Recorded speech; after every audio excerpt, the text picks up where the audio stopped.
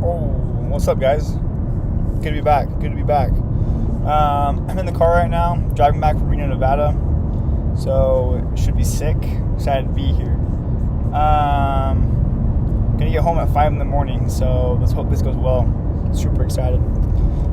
So first things first, I wanted to try something a little bit new today. I want to share a quick story from the previous episode, from yesterday's episode that kind of happened in my personal life. I'm wanting to continue doing this idea of talking about a principle or a section in this book, and then moving on into, or in the next episode, in tomorrow's episode, doing a quick story about how I saw that in my personal life to be able to really apply it and hone this stuff in.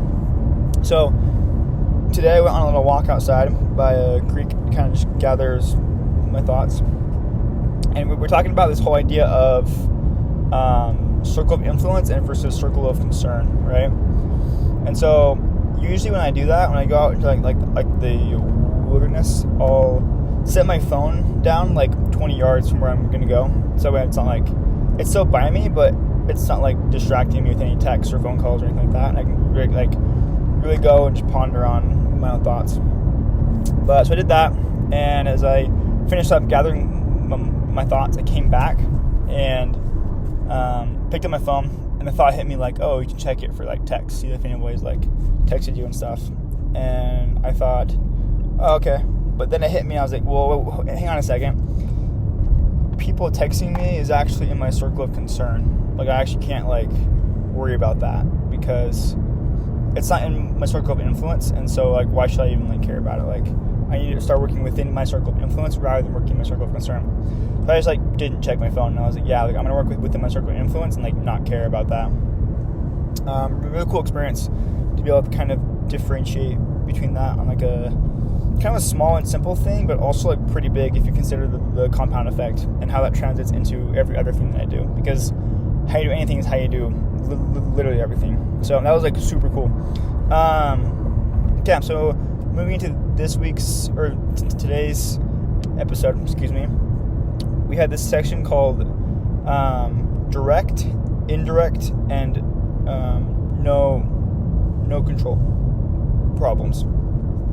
So essentially, there are three types of problems or situations in our lives. We have the direct problems, which are problems that derive because of our behavior. We can control it 100%. It's totally within our reign of control. For example, knocking doors, it's my ability to not curb sit, right? Or it's actually knock doors. So that's in my direct control. I can choose to knock doors independent of all other influences, right? And we have indirect problems, which essentially are problems that deal with other people, mainly other people and stuff. And so indirect problems deal with methods of human influence, right? So they're not within your direct control. You can't control 100%. However, you can learn methodology of a human persuasion and influence. And as you do that, as you learn different ways to influence people, and a huge amount of those being habits 4, 5, and 6, you can actually change these situations or circumstances or conditions and be able to really leverage these skills to create change in the world. So that's indirect problems. And then we have no control problems. So no control problems are things that we literally can't do anything about. For example, the weather, right? Can't change the weather. Whether it's cold, warm, rainy, sunny, snowy, we can't change it. And so we just kind of have to put on a face and smile about it. So essentially, direct problems, we can change those through habits 1, 2, and 3. Just becoming better, becoming more independent, and focusing on our own habits. Indirect problems we can solve using habits 4, 5, and 6 and other methods of human influence and persuasion. That's, again, habits 4, 5, and 6. No control problems we can solve by essentially habit 1, but this whole idea of that we have the freedom to choose between stimulus and response, we have the freedom to choose. So,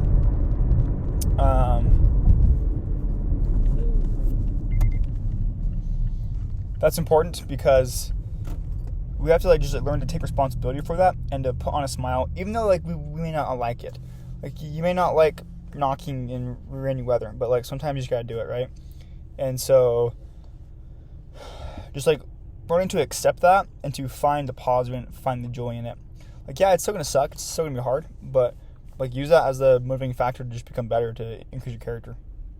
And so those are like the 3 types of problems that we have and how to overcome them, right? So that's like super cool.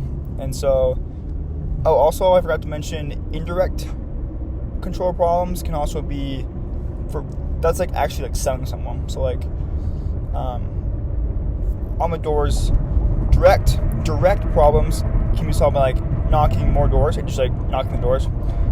Indirect problem is actually like learning methodologies of influence to persuade people to buy my service.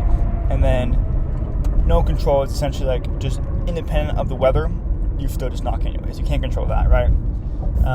And so those are kind of the things that we're talking about today.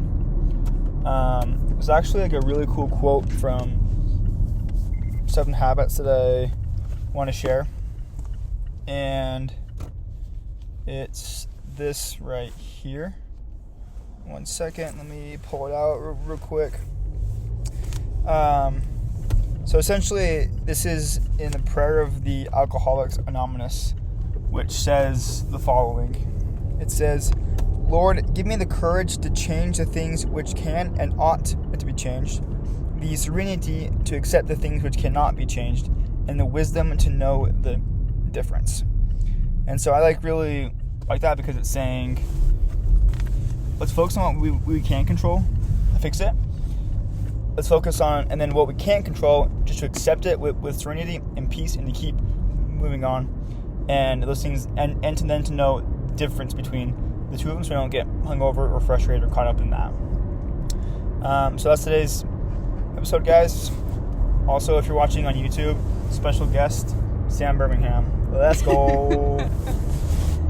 Okay, love you guys. Bye.